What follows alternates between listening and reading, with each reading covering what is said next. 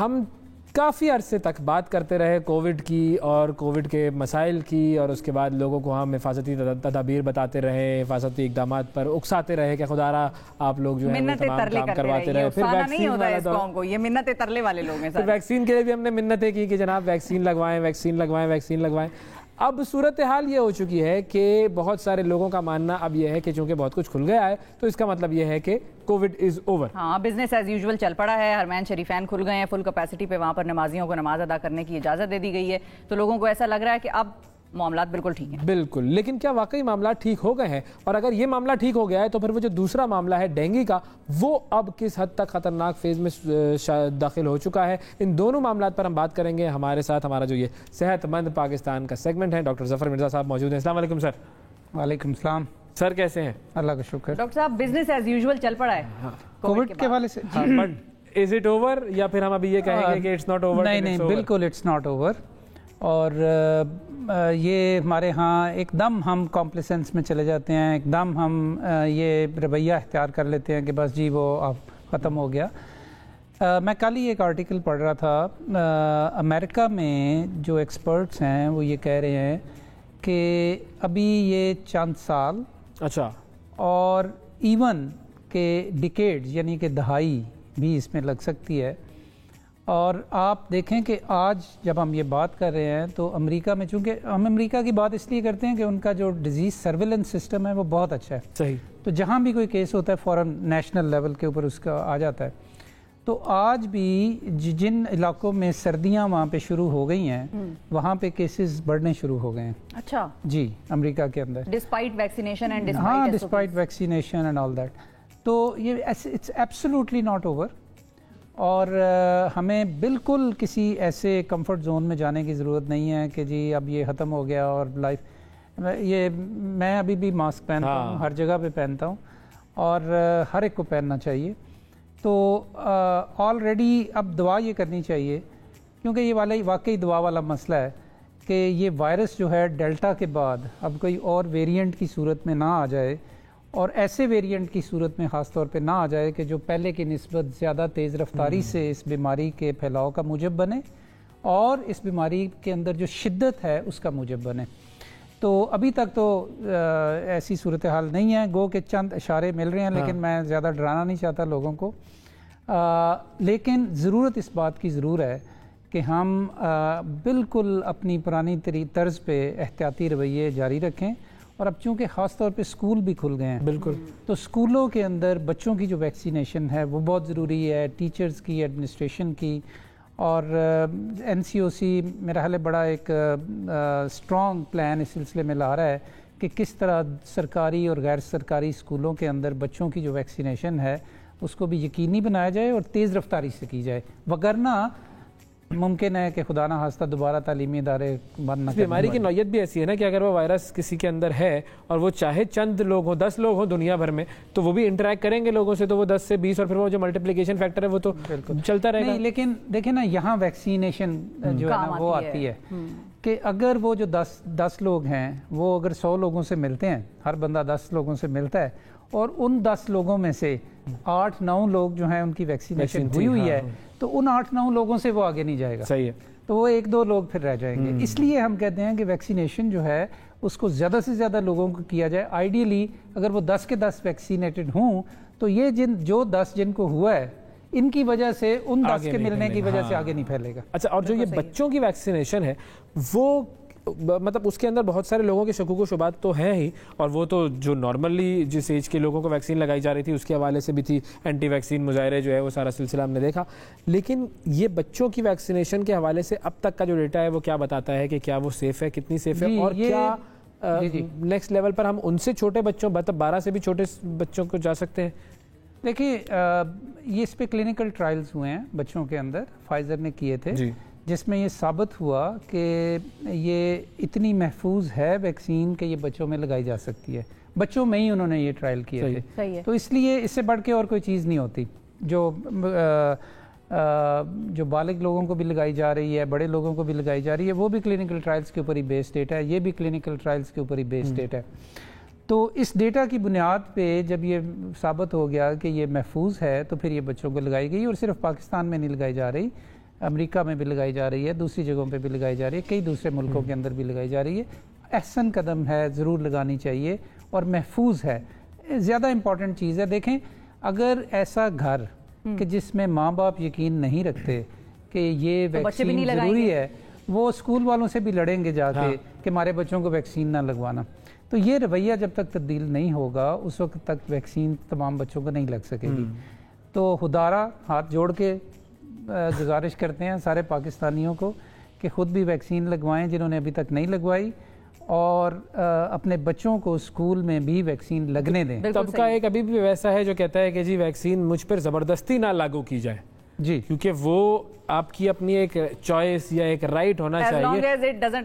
ہاں, اب اس کو کیا جواب دیں گے؟ اس سے مجھے پھیلا رہے ہیں تو پھر تو یہ بالکل دیکھیں, ہم خود بڑے ایڈوکیٹ کرتے ہیں رائٹس کو, اور یہ رائٹ ٹو چوز ہے, بالکل ٹھیک ہے, لیکن یہ رائٹ ٹو چوز آپ کا ختم ہو جاتا ہے اس وقت کہ جب اسٹیٹ یہ سمجھتی ہے کہ آپ کے اس رائٹ کے ایکسرسائز کرنے کی وجہ سے دوسرے لوگ خطرے میں آ جائیں گے, دوسرے لوگ انڈینجر ہو جائیں گے. پھر یہ آپ کا مسئلہ نہیں رہتا, یہ پھر ایک سوسائٹل ایشو ہے. بالکل صحیح ہے. وہاں پہ government needs to step in, اور وہ پھر فیصلہ کرے گی کہ کس کو لگنی ہے اور کس کو نہیں لگنی. Important point. ڈاکٹر صاحب, ڈینگی کی ویکسین کیوں نہیں آتی؟ ہاں, بہت اچھا سوال. اچھا, یہ بھی بڑی اہم بات ہے, اور یہ کووڈ کی ویکسین اور اس کی افادیت کو سمجھنے کے لیے بھی ضروری ہے. دیکھیں ڈینگی بہت عرصے سے بہت زیادہ بڑھتا جا رہا ہے. ہمارے یہاں تو ویسے پلیٹلیٹس کا بڑا مسئلہ ہوتا ہے. دوسرے تیسرے سال, یہ پلیٹلیٹس پہ میں بات کروں گا, دوسرے تیسرے سال ایک سپائک آتی ہے. صحیح ہے. اس کی ایک وجہ یہی ہے کہ اس کی ابھی تک ویکسین نہیں بن سکی. میں یہ سمجھتا ہوں کہ کووڈ کے سلسلے میں ہیومینٹی جو ہے وہ بہت خوش قسمت ہے کہ اتنی جلدی, اتنی ڈھیروں, اتنے کم عرصے میں مؤثر ویکسینز بن پائیں. سر کیا اس کی وجہ میگنیچیوڈ تھی؟ میگنیچیوڈ آف پرابلم اتنا بڑا تھا پوری دنیا کا, بالکل, اور ڈینگی ہمارے یہاں زیادہ ایشو ہے. نہیں, بالکل بھی نہیں. ڈینگی کے اوپر بھی کئی ویکسینز بن کے غیر مؤثر ثابت ہو چکی ہیں. اوکے. سو مرک ایک کمپنی ہے, انہوں نے ایک بہت بڑا کلینکل ٹرائل کیا تھا, اور اس سلسلے میں انہوں نے اپنی ایک ویکسین بھی بنائی, اس کے کلینکل ٹرائلز کیے. اس ویکسین سے بہت زیادہ امید وابستہ تھی, لیکن جب اس کے کلینکل ٹرائلز کیے گئے تو سب پتہ یہ لگا تو اس سے تو کوئی فرق ہی نہیں پڑ رہا, اور اس کے سائیڈ ایفیکٹس اس کے ایفیکٹس سے بہت زیادہ تھے. اچھا, بالکل صحیح ہے. تو لہٰذا ان کو وہ abandon کرنا پڑا. وہ بہت بڑا پروجیکٹ تھا, بلینز آف ڈالرز اس میں لگے تھے, اور بہت گلوبل لیول کے اوپر انہوں نے کلینکل ٹرائل کیا تھا, اور بہت امید تھی کہ اس سے کہ یہ بڑی زبردست کینڈیڈیٹ ہے ویکسین, لیکن وہ صحیح ثابت نہیں ہو سکی. اس کے اندر کچھ ٹیکنیکل دشواریاں ہیں جس کی وجہ سے یہ ویکسین مؤثر طور پہ نہیں بن پائی, اور نہ باوجود بڑی کوشش کے. لیکن دور کیوں جائیں, ملیریا کی ویکسین بھی نہیں ہے. ہاں بالکل. ٹی بی کی بھی اس طرح ویکسین نہیں ہے جو اتنی مؤثر ہو. ایچ آئی وی ایڈز کی ویکسین نہیں ہے. بہت ساری ہیپیٹائٹس سی کی ویکسین نہیں ہے. بہت ساری ایسی امراض ہیں کہ اور یہ نہیں ہے کہ ان کے اوپر ریسرچ نہیں ہو رہی, ان کے اوپر بہت زیادہ ریسرچ ہو رہی ہے, لیکن کچھ تکنیکی پرابلمز کی وجہ سے ان مارکرز کو آئیڈینٹیفائی نہیں کر پاتے کہ جو یہ ویکسینز جن کو جا کے ٹارگٹ کریں. بالکل صحیح. باڈی کے اندر.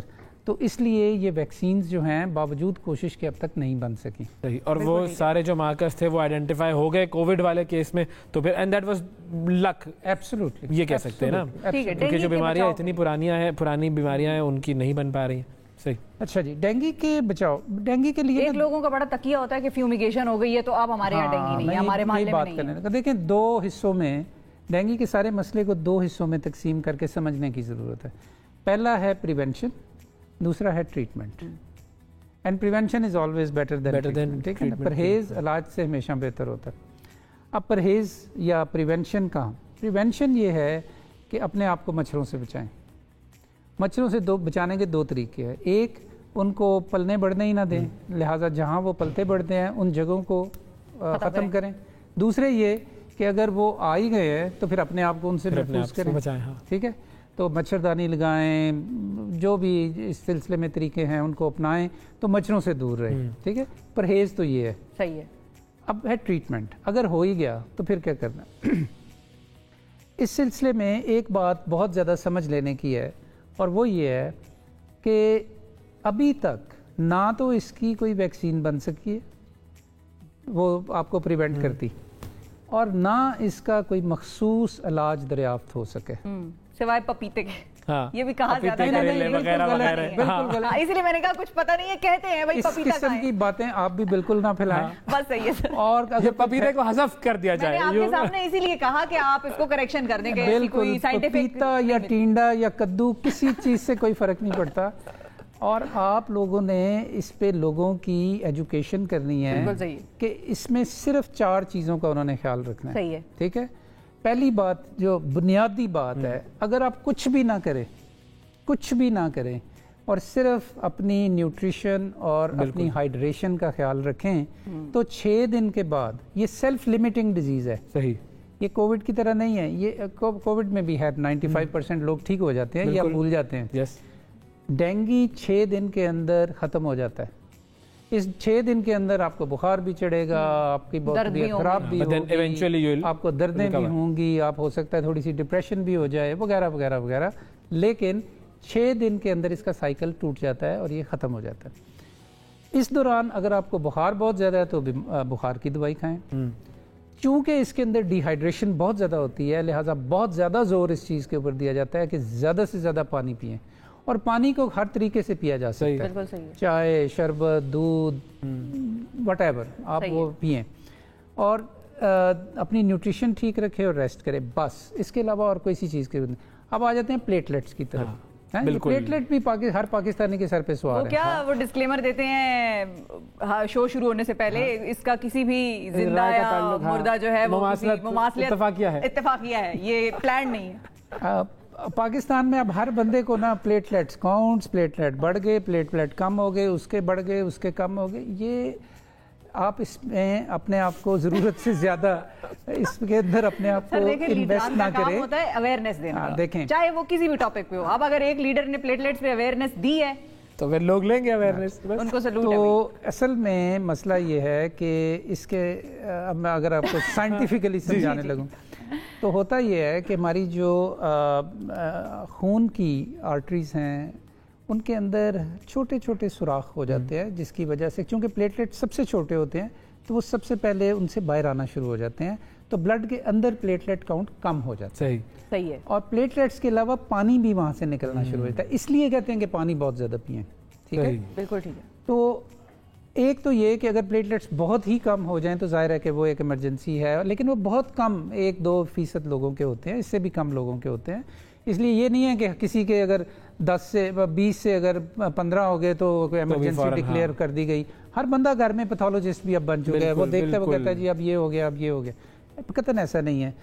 اچھا, اور دوسرے یہ بات سمجھنے کی ہے کہ پلیٹلیٹس کو بڑھانے کا بھی کوئی طریقہ نہیں ہے. صحیح. سوائے اس کے کہ آپ کو پلیٹلیٹس انجیکٹ کیے جائیں, پلازما انجیکٹ کیا جائے. وہ اس صورت میں کیا جاتا ہے جب ایمرجنسی ہو جائے, بہت زیادہ ان کا کاؤنٹ کم ہو جائے, کیونکہ پلیٹلیٹس کم ہو جائیں تو آپ کو بلیڈنگ شروع ہو سکتی ہے. تو اس بلیڈنگ کو روکنے کے لیے پھر آپ کو یا احتیاطی طور پہ آپ کو پلیٹلیٹس انجیکٹ کیے جاتے ہیں. اس کے علاوہ اس کا کوئی علاج نہیں ہے, کوئی پپیتا شپیتا کام نہیں آتا, کوئی سیب کا جوس, کوئی پپیتے, کوئی کریلے, یہ شفا جو آپ کو کہتی رہتی ہے بالکل اس کی بات نہ سنیں. اللہ اللہ ڈاکٹر صاحب بہت شکریہ, آپ کی ہی بات سننی ہے ہم نے. بالکل.